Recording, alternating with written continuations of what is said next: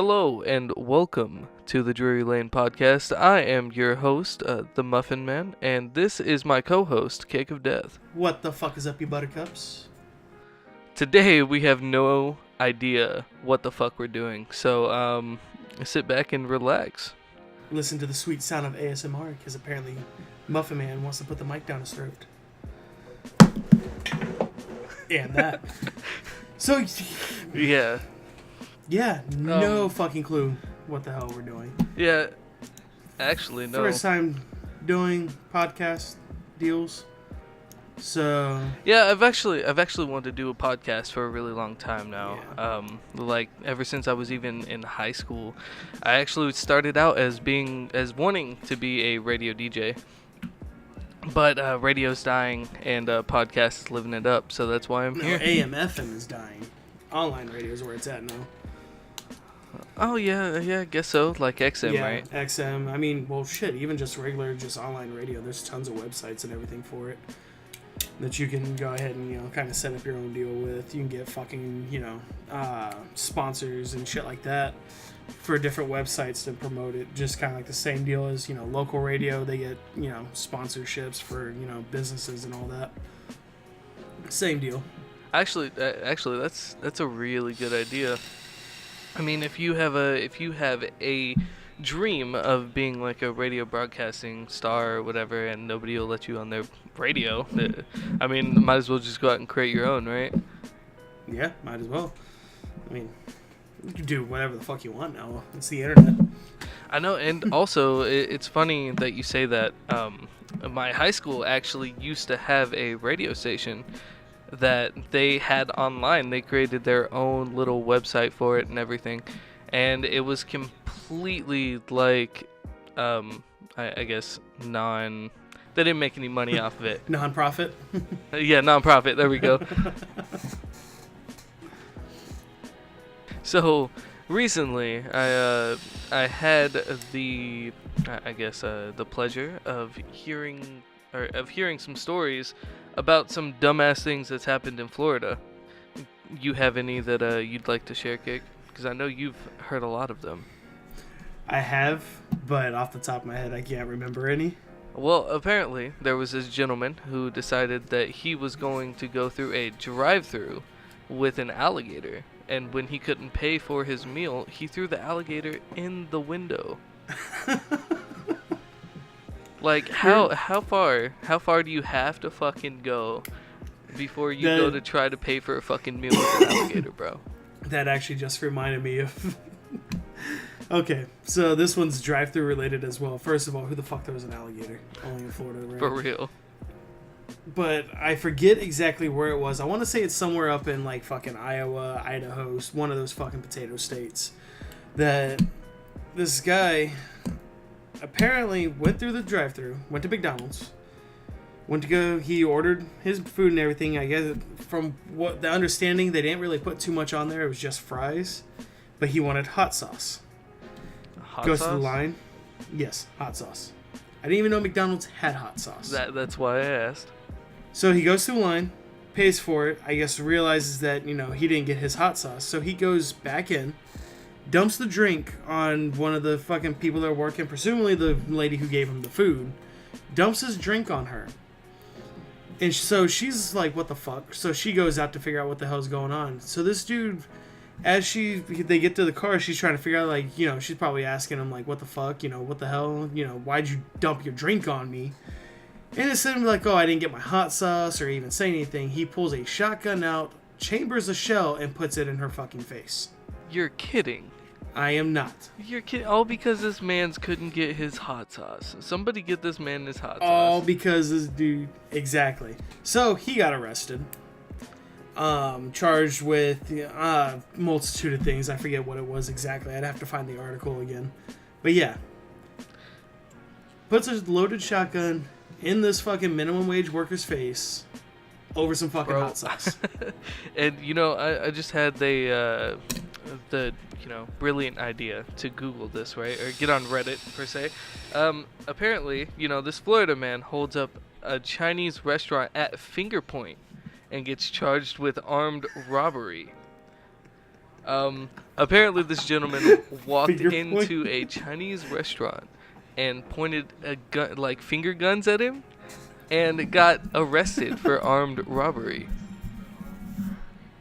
Are you serious? I mean, it's I mean, it's on the news week. Technically, I guess it could be because the finger guns were on his arm. That'd be the armed robbery part. Is that your fucking dad joke of the day, Cake? No, that's it. That's just my regular bad jokes. That's fantastic, though. I like that. And then, okay, so Florida man threw meth-fueled death party for his wife before she died. Deputies say they spent their final moments listening to metal and having sex. What a fucking way to go out. What a fucking legend, I have to say. Like, that's kind of how I want to go out. That'd be fucking amazing. Why does wild shit always happen in Florida? I don't get that. Dude, I have no idea. Actually, there is another one real quick. It's not super wild like that, but this one was actually in Michigan, if I'm not mistaken. Michigan. So that's interesting. yeah. So 18-year-old kid Okay. is arrested for armed robbery. The reason why he went ahead and got arrested and why he decided that he was going to rob this place and everything was to prove to his mom that he was independent.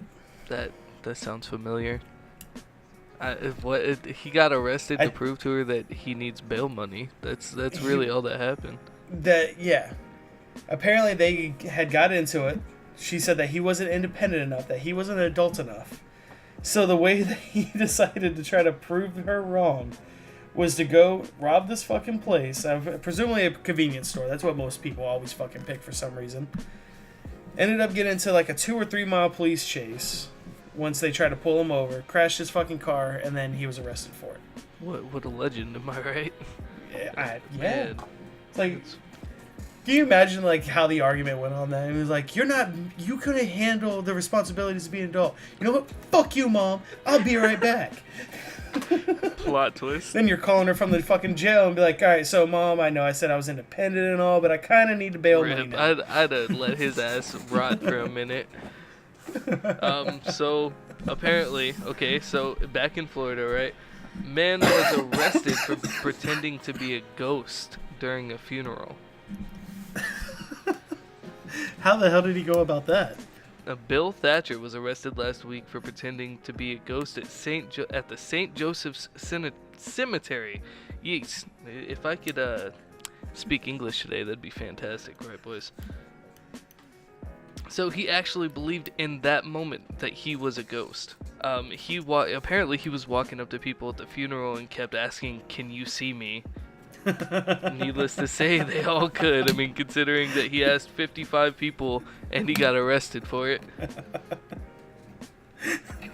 He would just go to that. Of course, his fucking name is Bill. For real though. Bill seems like the most like suitable name to go with something as stupid as that. And when he got arrested, he was it says he was pretty irate. And he was in complete disbelief of what he had done while under the influence of, you called it, boys, meth. And apparently when they were trying to question him, all he could say is meth is one hell of a drug. It's always meth in Florida. I want to look up real quick. What is the meth capital of the world? Of the United States? Yeah, there we go. Meth capital of... You'll probably run in somewhere in like California, or probably I would like to think that it would be down south. Really, number 1 state that is now taken over as the meth capital of the U.S. and the meth capital of the world is Indiana. Indiana. What? It's particularly problematic in Vanderburgh County, which is the area around Evansville. Funny enough, my wife is from Indiana. Oh, that makes so much sense. She's never done meth, to my knowledge. To your knowledge. If she did, she had to do it really young because she moved to Texas. I met her at 16, so she would have had to do it really young. So that whole that whole meme, right? I don't mean to cut you off here. No, You know you're all that good. whole meme with the wide neck dude? Oh, You yeah, know, yeah, yeah. From a did couple you? months ago. Yeah, did you hear that he went back to prison? I did not. I didn't even know he was in prison. I didn't pay attention to those memes at all. So actually, guess where he's from? Indiana? Florida. Oh. Of course he's from Florida. So yeah, he got arrested in Florida, right? And everybody saw his mugshot and got pretty good jokes put in on him, right? And he decided that he was gonna post on the internet talking about how whoever made the meme, he was actually gonna come for them and kill them. Really? Yeah, bro. How can you be that dumb, dude? When one person posts something, the rest of the internet just takes it. Yeah. There's nothing you can do for it. It's like a really, really steep hill. It's like you post something and it may or may not. It might just go ahead and teeter there and stay there and you're all safe, or it might just fucking go downhill. Oh my God, there's so many things that people in Florida have done. Like I don't understand. Like Florida man shuts down airports by doing Holy donuts shit. on the runway. So I'm looking at Yeah, bro. I'm looking at this shit on here. It's called News of the Stupid. It's a subreddit for anybody who's going to listen to this that goes on Reddit if you don't know this one. So, this was a speeding ticket posted by an Illinois State police officer. Speeding 35 plus miles over the limit. That was the nature of the offense.